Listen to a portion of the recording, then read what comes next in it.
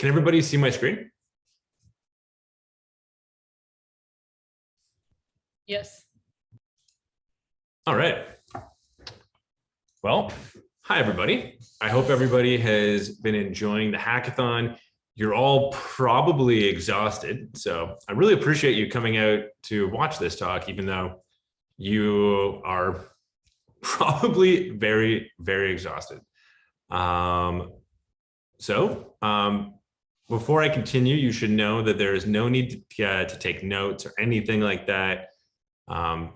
This talk is recorded and my slides are going to be given out by iSue to everybody in a follow-up email. And I'm going to have a Medium post that covers all this stuff that we'll be sending out also in a follow-up. So don't take notes, don't stress, just sit back, relax, be relieved that you finished the hackathon. You all deserve some rest, and we'll enjoy this talk while people are preparing for demos.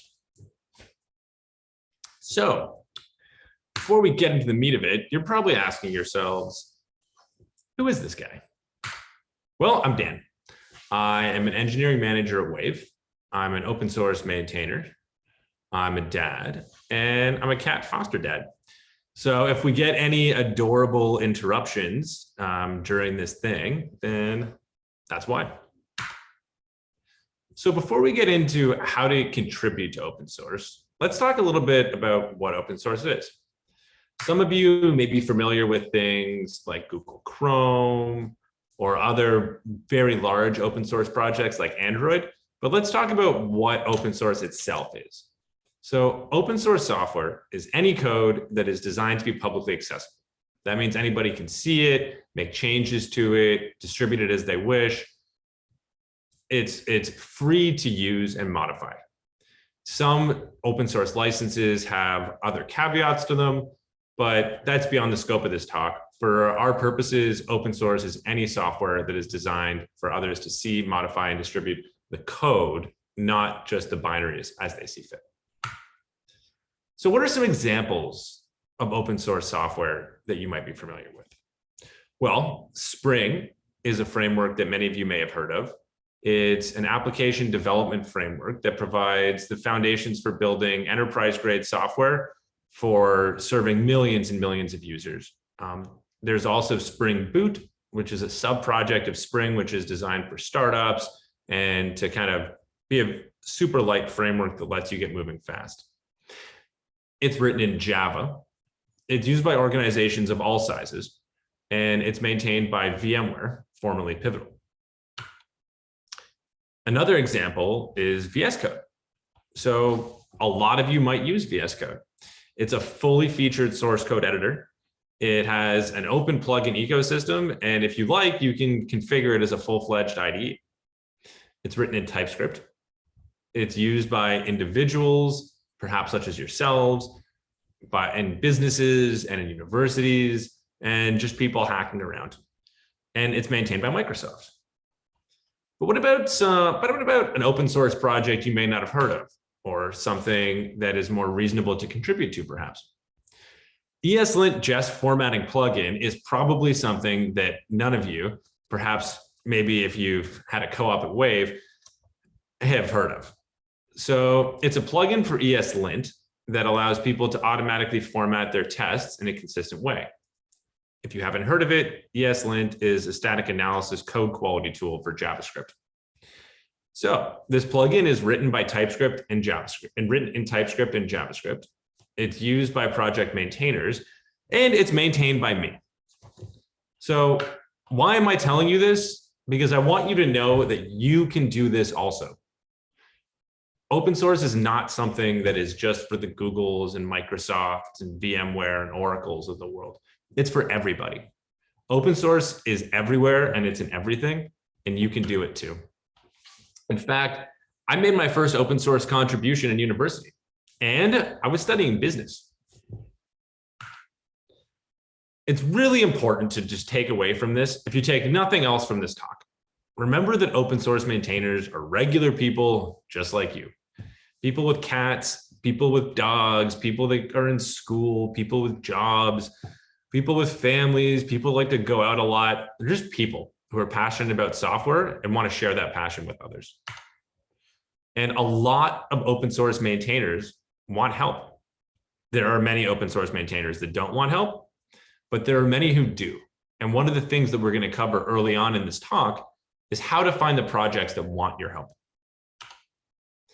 So at this point, you might be asking, okay, that's great, but why would I do this? I'm literally just giving away my time to write code. Well, in 2 words, career growth. Open source software is fantastic for career growth. You've probably done group projects with people, but nothing is going to prepare you for working on huge scale software systems with hundreds of contributors and other people approving your code based on criteria that you might not be familiar with. That's the kind of thing that you do when you work on open source projects. And it's also the kind of thing that you do when you get into industry. You might have a lot of experience or a moderate amount of experience making greenfield software, starting from nothing and building something like you've done in this hackathon, or like you probably do in many school projects. But most of what you're going to do in industry is making modifications to existing software without breaking stuff. And without breaking stuff is a key part here. It is a lot harder to modify existing software without breaking stuff than it is to build something from scratch. And working on open source as a contributor will help you with that. So now that you know what open source is and why you would want to do it and who I am, let's talk about the 10-step plan to your first open source contribution. Step 1, choose 3 open source projects you want to contribute to.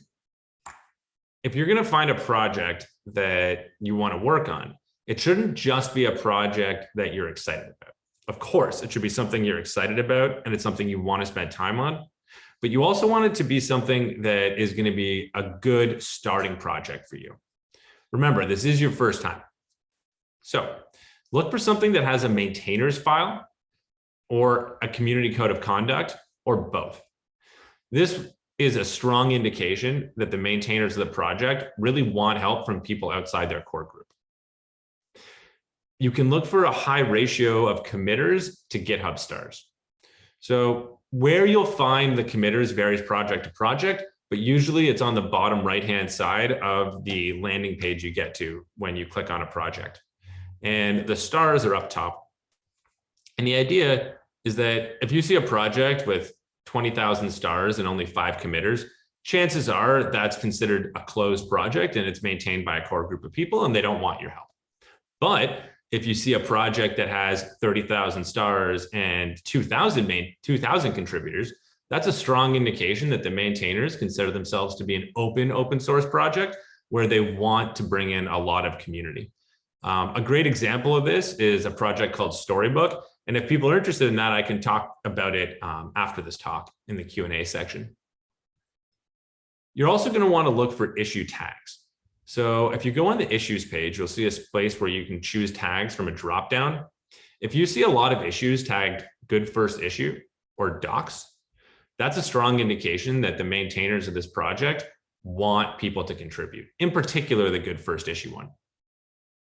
Also, look for maintainers that actively comment on pull requests and issues. If you look at open pull requests and open issues, and you see that the people who've opened them aren't getting responses from the maintainers, that's a big red flag that the maintainers might not be that active or not that active with the community. However, if you see that there's a lot of pull requests and issues with people talking and long discussions, and it seems like thoughtful and engaged, the maintainers seem thoughtful and engaged, that's a great indication that this is a good project for you to start working on.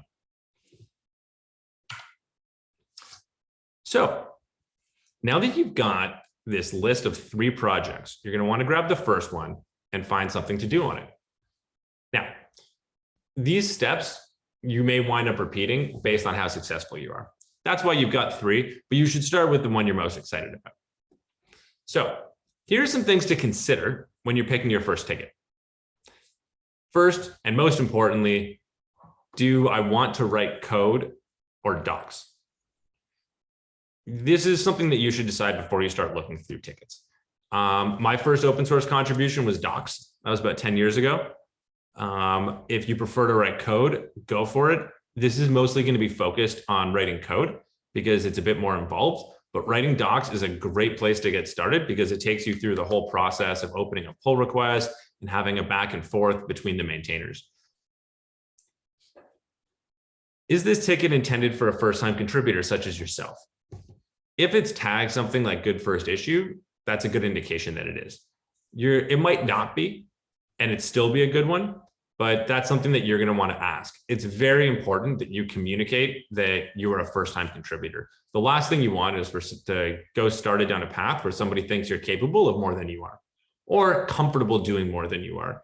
Remember, a lot of this isn't just about hard skills and your ability to write code. It's about experience and just the insight to know that something's going to work or something's not going to work.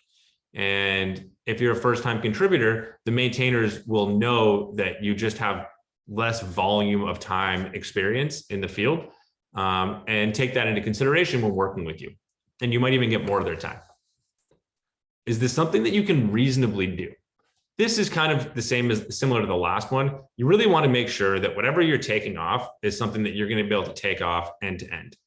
You really don't want to overcommit to something. It's much better to take something that you think you can easily do and deliver it and do a few of those before you try to challenge yourself by taking on a more difficult task.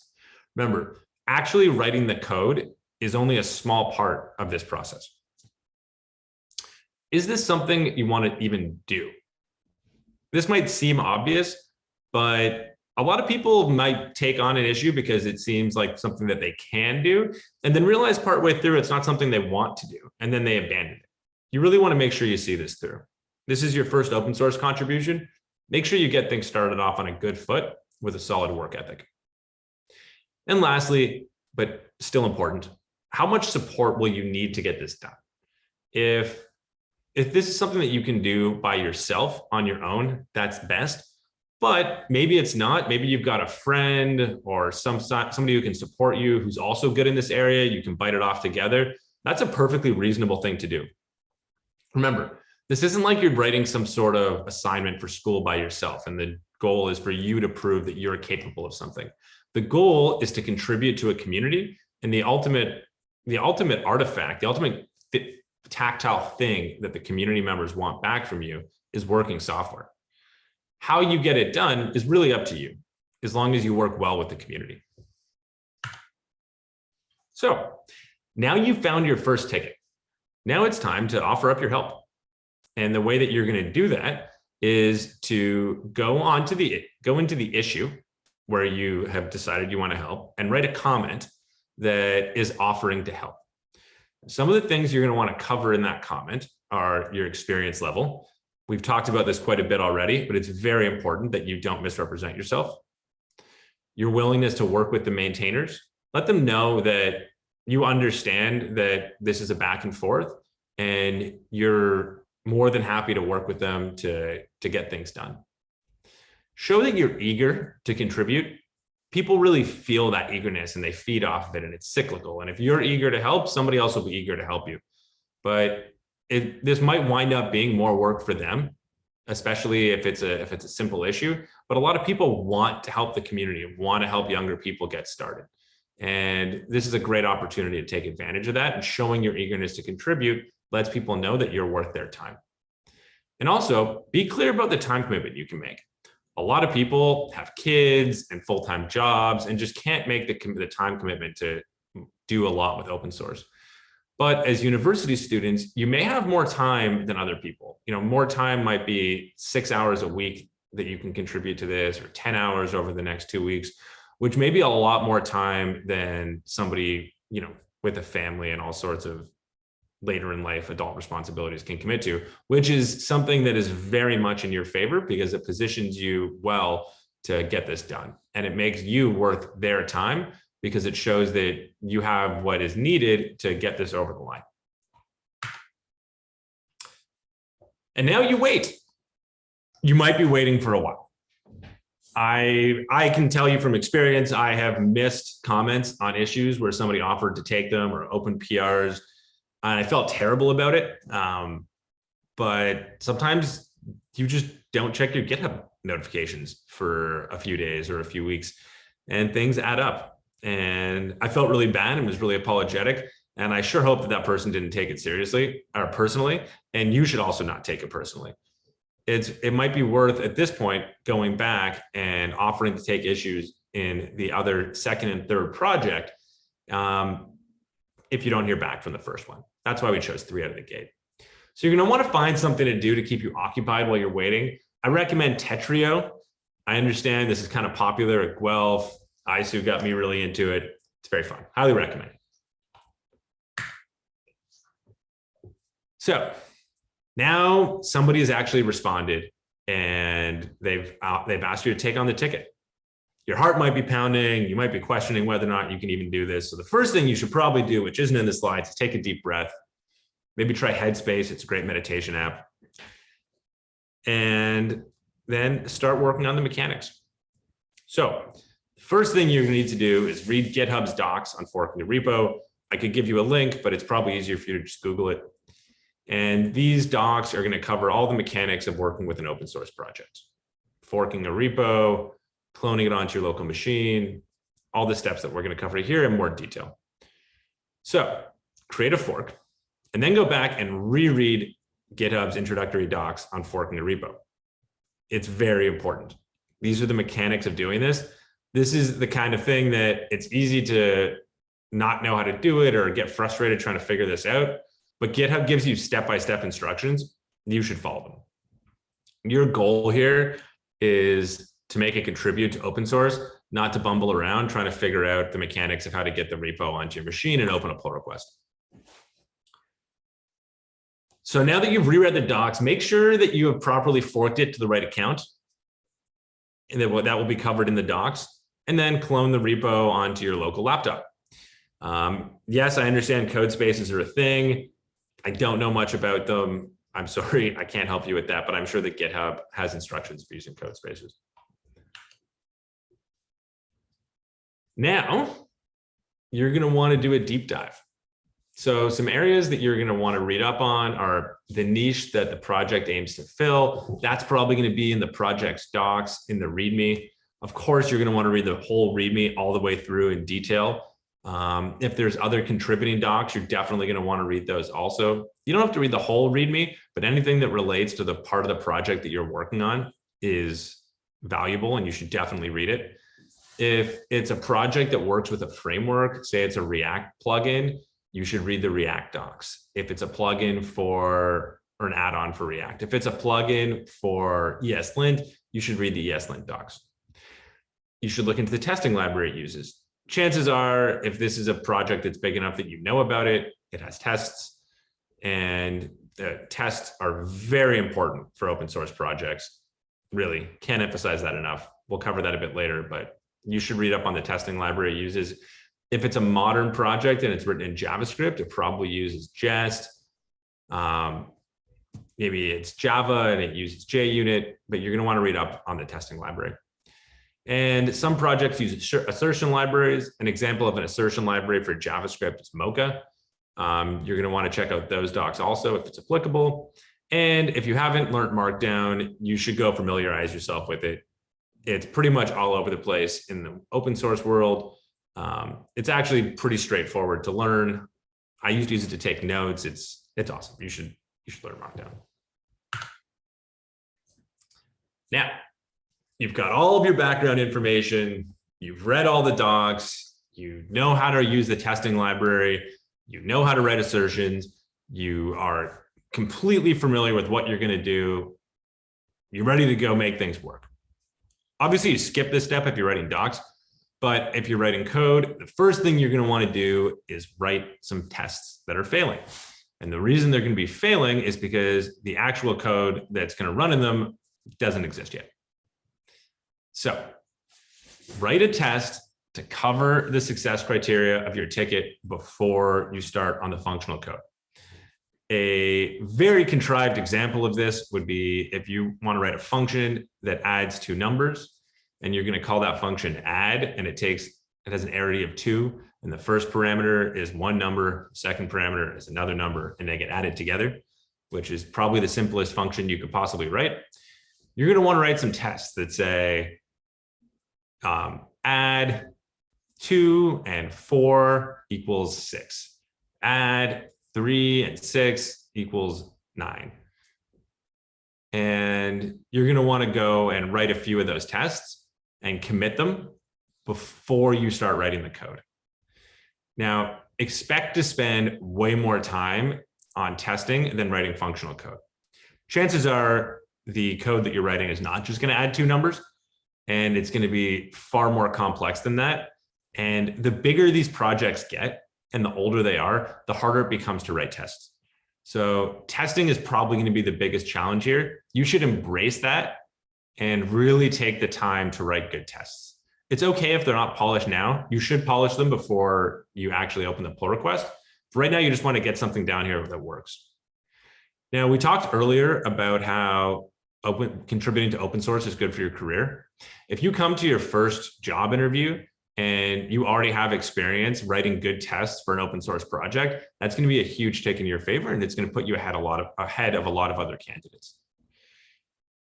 And tests really are critical in open source. It might seem like, yes, I get it, Dan, thank you. You don't need to tell me this anymore, but I can't emphasize this enough.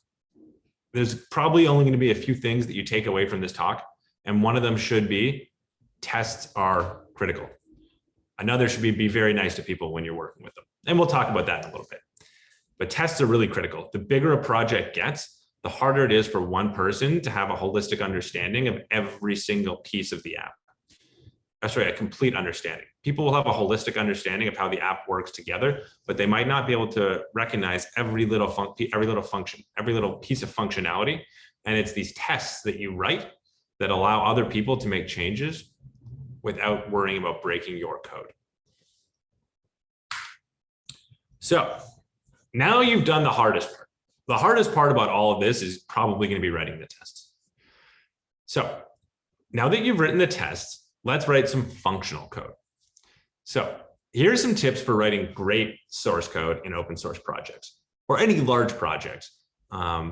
We have a lot of large projects at Wave, and these are great tips for writing clear code. Number 1, make it readable. Remember, this isn't just some project that you made once. This is something that is going to be maintained by people who won't be able to ask you questions about it at some point. This code is going to live for a long time. People who aren't you are going to make changes to it, and they need to understand how it works, and not just how it works, but what you were intending. So things like variable names like var1 and var2 are very bad variable names. You want to make sure that things are clear. Your code should read like a book. Somebody should be able to look at your code and understand exactly what it's doing without running it. And it should be very clear how to make changes to it, because chances are somebody just like you are making modifications to somebody else's existing code. Sometime in the future, someone's going to come and make modifications to your code. And you want to make that as easy on them as possible. Believe me, the maintainers will appreciate that.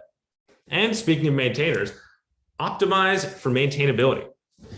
Remember, the maintainers are volunteers. In most cases, maintainers are volunteers. There are some cases where maintainers are full-time employees of a large company, but in a lot of cases, maintainers are volunteers. Make their life as easy as possible. If you focus on making the maintainer's life as easy as possible when you're making your contribution, things are going to go well for you.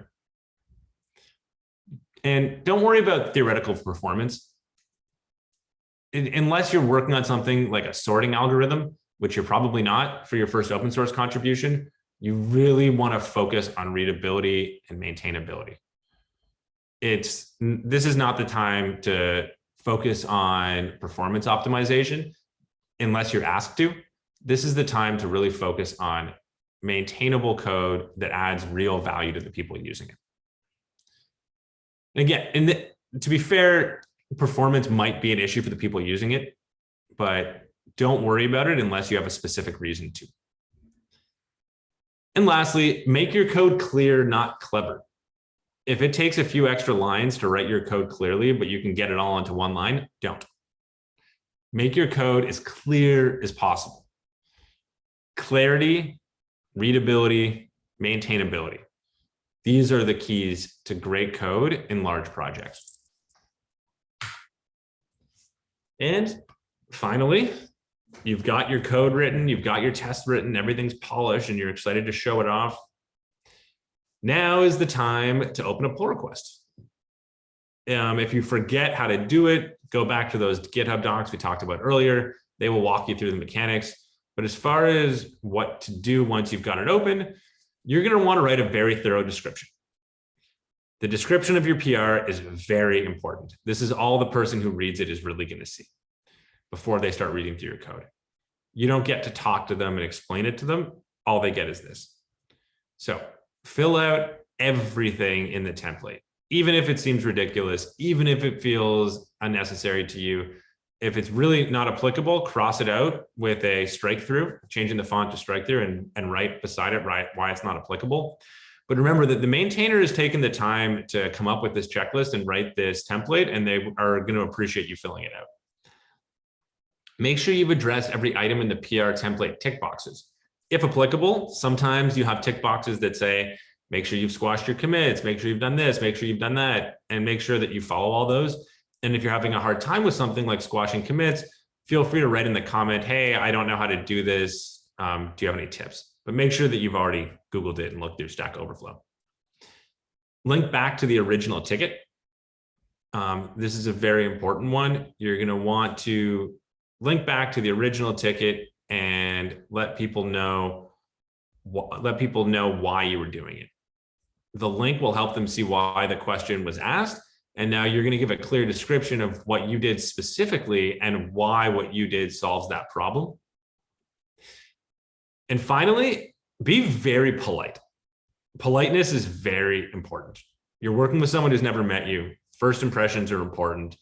And this person is taking the time out of their life to look at someone who they've never met's code before. And you really want them to know that they're appreciated. If you appreciate them and that's clear, you'll have a better experience. And for the last step, respond to feedback and land your change. You're going to want to work with the maintainers to get your PR to a place where they want to merge it. So, as we've said before, be very appreciative of their time. Really can't stress that enough. Don't be defensive. You're going to get criticism. Someone will be like, hey, why did you do that? Hey, maybe I would do this differently. Do not get defensive. This is not the time to get defensive. Just don't. Ask for clarification where appropriate. If you don't understand their comment, feel free to ask for clarification. Text is not the best medium for communicating with people. Someone probably just went through it and wrote a line. I reviewed a PR the other day, and I had just changed my color scheme in GitHub, and I misread something as removed versus added. And I was like, hey, why'd you do that? That doesn't make any sense. And the person who wrote the code was just like, oh, hey, you probably read it wrong. And I did. And I apologized. Facepalm emoji. So you should always ask for clarification. The people who are reviewing your code are most certainly human, and humans make mistakes. When you do ask questions, make sure that they're clear and concise. You don't want the other person to be confused by your question, especially because every time you need to ask for a clarification, there's a big delay there. This is not instant messaging. This is there's going to be a real delay on this. So make sure that you don't want to have a whole back and forth with somebody, because you generally don't have the ability to send them a Slack message or message on Discord or a text. You just kind of have to wait until they respond, and you want to get this done relatively quickly. And finally, when you're ready for a review, as soon as you open it, you're going to want to tag the reviewer in the comment. So if somebody has commented on it and you responded to their comments, you're going to want to tag that reviewer after you're ready for another look, after you made your changes. Also, pro tip that I forgot to write here: if you're having a hard time getting someone to look at your PR, something that you can do is go to the Git commit log on the main branch and look through the PRs that have emerged recently. and look for the maintainer that's been doing that and tag them in your PR. Now you've landed your first open source contribution. Now it's time to go relax and have a beer. So here are some ways I celebrate landing your first PR. Local craft beer, it's very important to support local businesses. If you prefer not to drink or you don't like beer, I suggest ordering something from a local restaurant, posting something on social media. Yes, LinkedIn is social media. I would definitely post this on your LinkedIn. You can pin the profile on your GitHub profile, pin the project on your GitHub profile, and then go put your GitHub profile on LinkedIn. If you don't know how to pin it, Google it. It's pretty easy to find instructions. And lastly, and most importantly, go find another issue in the same project and repeat from step 2. You've already had a great experience contributing. The maintainers are familiar with you. You're in their working memory. Go open another issue and really dive into open source. I don't know anybody who regrets getting into open source. You should do it again. So my takeaway for you is just do it. Be like Shia and do it. Just do it. Just get out there and open and comment on an issue and get working on it. Because you will miss 100% of the shots you don't take. That's just a fact. Wayne Gretzky. If you don't try, you will never succeed. I know a lot of people who've contributed to open source, and I know a lot more that haven't. And I can tell you, of the people that haven't, I hear a lot of people saying they wish that they had, or they wish that they could. And I've never met somebody who contributed to open source and regretted it. And with that, thank you. Thank you for taking the time to listen. Thank you for participating in the hackathon. And now we'll open the floor to questions. Does anybody have any questions? I have a question, Dan. Sure. You mentioned Storybook earlier. Can you tell us a bit more about Storybook? Sure, I'd love to. What a surprising, unplanned question. So Storybook is a tool for doing visual testing of your apps. You build your components, front-end components in Storybook. You mount just the component itself, and you can work on it and make changes to it. It really speeds the process of developing. I was involved with it a couple of years ago. Wave uses it a lot. We also use a third-party tool called Chromatic that is used for visual regression testing in CI and your continuous integration tooling.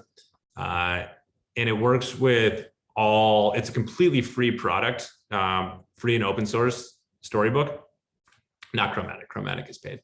But Storybook is completely free. It's a huge community. They believe in open source, which means they want people to contribute. And the community is just full of people that want to support other people contributing. It's a really great place to make your first open source contribution, especially if you're familiar with front-end libraries like React or Angular or Ember, Vue. It supports all of them. Thanks, Dan. Thank you, Isu. Does anybody else have any questions?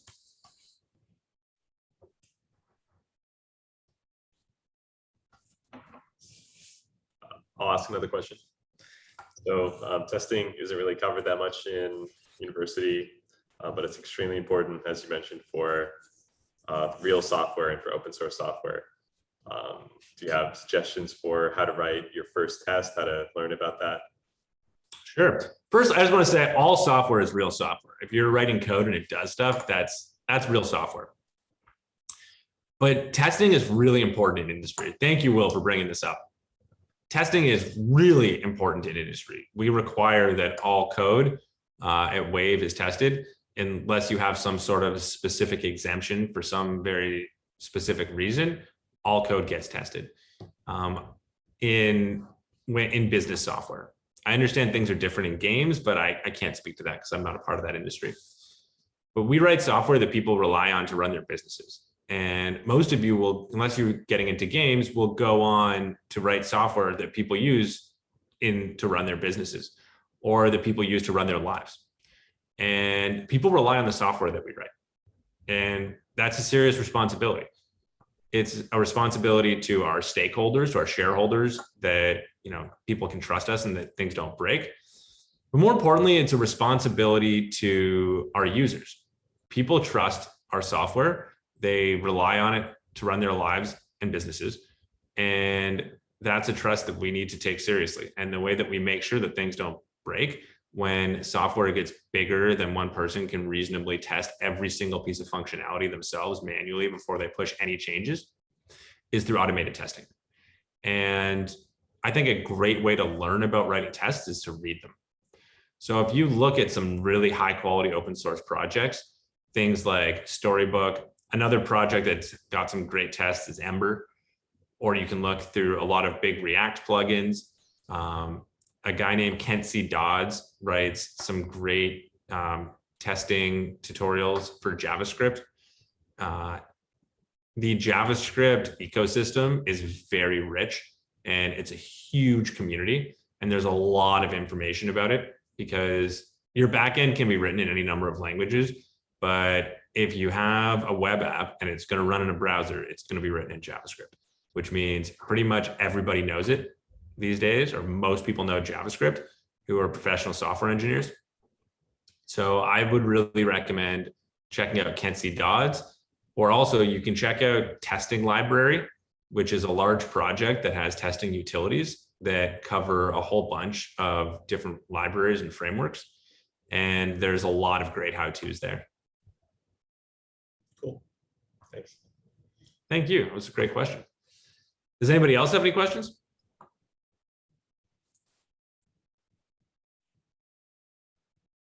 All right. Well, you're all probably exhausted and anxious to get to the demos.